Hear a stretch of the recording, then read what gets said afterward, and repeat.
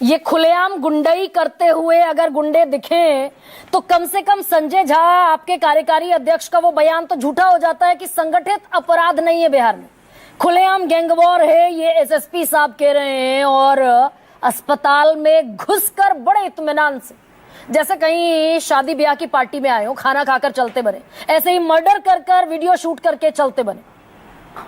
तो गुंडाराज कह दूं सर इसे या भी और रुक जाओ? नहीं, सबसे पहले तो जो पारस हॉस्पिटल की घटना है जिसकी चर्चा आप कर रही हैं गरिमा जी, मैं उस हॉस्पिटल में एडमिट रहा हूँ। एक सामान्य आदमी अगर एडमिट होता है, उससे कोई मिलने जाएगा तो सिक्योरिटी गार्ड नहीं मिलने देता है। और मैं भी अपने आप को आश्चर्य, चूंकि मैं उस हॉस्पिटल में एडमिट हुआ हूँ, हमने देखा है कि उसमें किसी कोई मिलने आता था तो पहले उसको फोन उसका आता था, लेकिन जितना बजे, अब 4:30, 5, 6 बजे, कितना बजे हत्या हुई मुझे नहीं मालूम, कि एक सिक्योरिटी गार्ड रहते हुए उनका अपना सुरक्षा कर्मी है, उनका अपना सिस्टम है। और पारस हॉस्पिटल एक बड़ा बैनर है। अपराधी जाता है और मैं नहीं जानता कि उसमें अटेंडेंट था या नहीं था, वो चूंकि कोई पेशेंट है तो अटेंडेंट भी होना चाहिए उसका, लेकिन उसके बावजूद ये घटना हुई है तो घटना तो है, इससे कौन इनकार करेगा।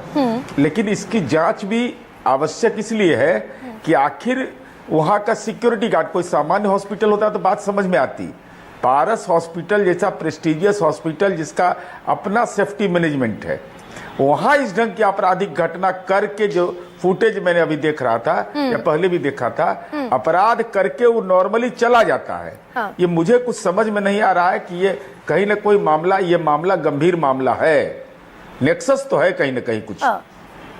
तो सर क्या आप ये मान रहे हैं, आज पहली बार सबसे बड़ा सवाल के मंच पर, और मेरे लिए आप बेहद सम्मानित प्रवक्ता हैं जनता दल यूनाइटेड के प्रवक्ताओं में, क्या सबसे बड़ा सवाल के मंच पर आज आप ये मानेंगे कि स्थिति बेहाल है, बेकाबू है लॉ एंड ऑर्डर की?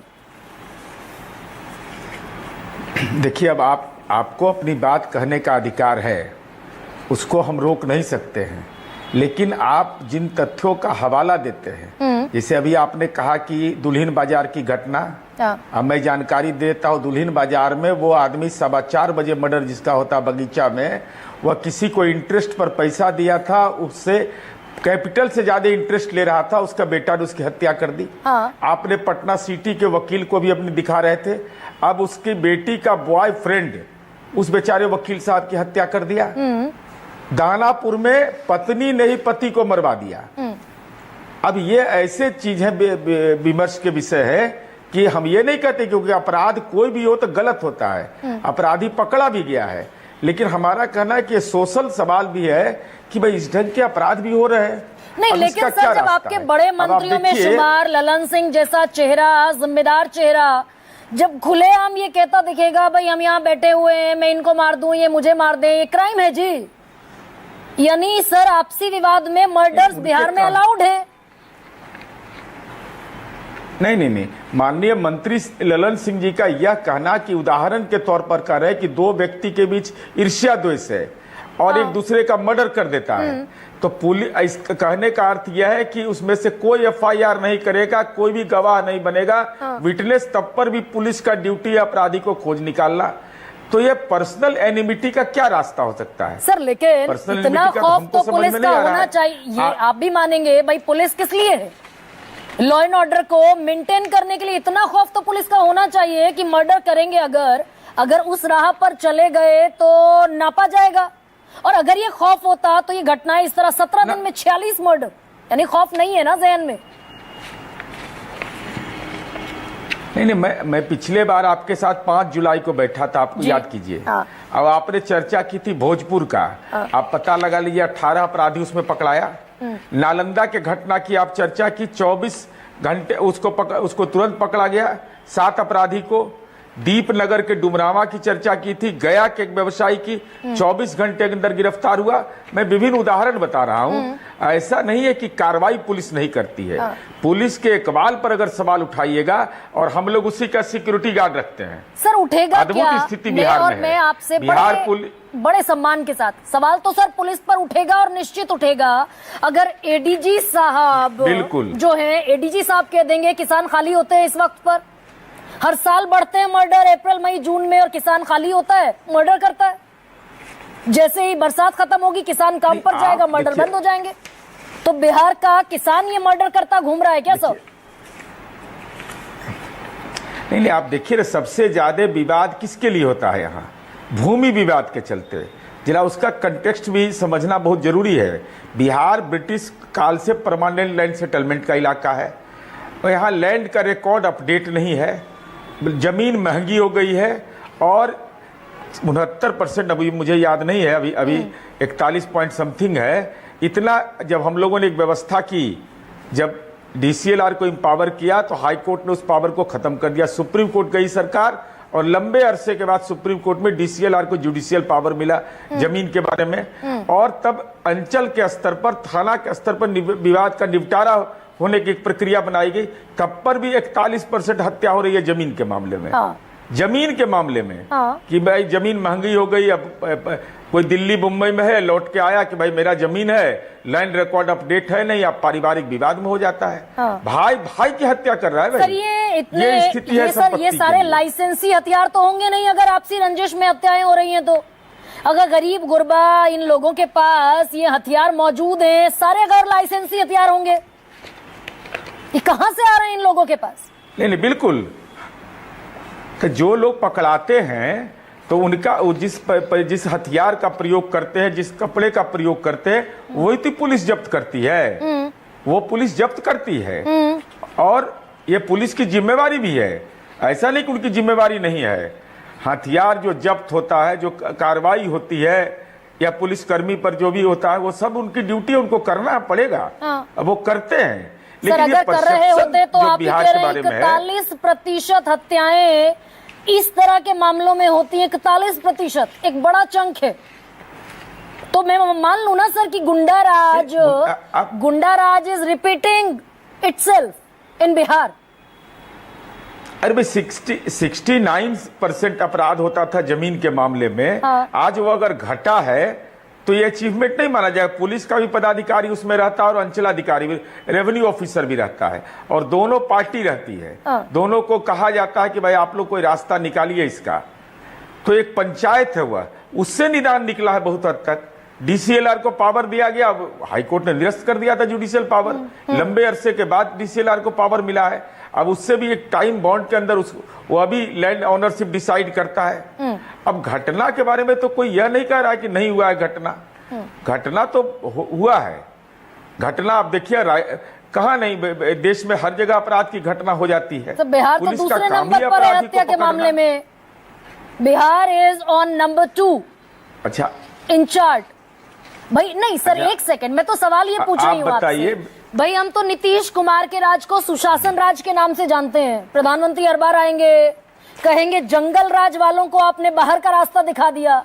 तो जिनको बैठा दिया वो सुशासन ला पाए क्या? दिखता तो है नहीं तो स्टेट क्राइम अब रुकिए एक मिनट गरिमा जी। स्टेट क्राइम ब्यूरो का आंकड़ा, ये परसेप्शन जो बनाया जा रहा है, 2001 से 5 तक 18,249 हत्या हुई।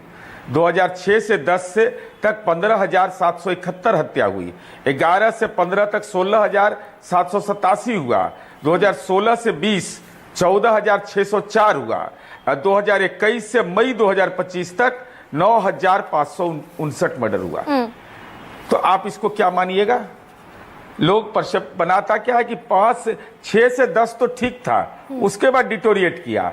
तो 6 से 10 तो 15,771 मर्डर हुआ था और 16 से 20 हुआ 14,604। इसको क्या माना जाए? सर अगर पूरे देश में उत्तर प्रदेश के बाद बिहार सीरियस क्राइम्स में दूसरे नंबर पर है, इसको क्या मानूं? नहीं, एनसीआरबी का जो डेटा 2022 में तक का बता रही है, वही रेफरेंस है ना आपका? बिल्कुल आप वही रेफरेंस के आधार पर ना। और मैं आपको मई 2025 तक का आंकड़ा दे रहा हूँ स्टेट क्राइम ब्यूरो का। मई 2025 तक का आंकड़ा, तो उसको भी मानिए और वह भी चर्चा का विषय होना चाहिए। सर आप ही का, अगर मैं आप ही का स्टेट क्राइम रिकॉर्ड को मान लूं तो Bihar police state crime record bureau ये कहता है कि अपहरण के मामले 2.41 थे, 41% था। 7.83% आज की तारीख में है। बलात्कार के मामले 1.03 थे, आज 1.12% है। हत्या 4.21 थी, आज 7.83% है। चोरी 12.26% थी, आज 26.02% है। ये आप ही की पुलिस का आंकड़ा है सर। मुझे बोलने दीजिए अब। नहीं, हम आप ही उसी आंकड़े से बोल रहे हैं। किडनैपिंग और किडनैपिंग फॉर रैंसम दो अलग अलग कॉलम आप देखिए, दो अलग अलग कॉलम है। किडनैपिंग दर्ज किसमें होता है? कोई शादी विवाह का मामला में लड़का जो सोशल इविल है सो, कोई गुमशुदगी का मामला दर्ज होगा वह भी होगा। Kidnapping for ransom.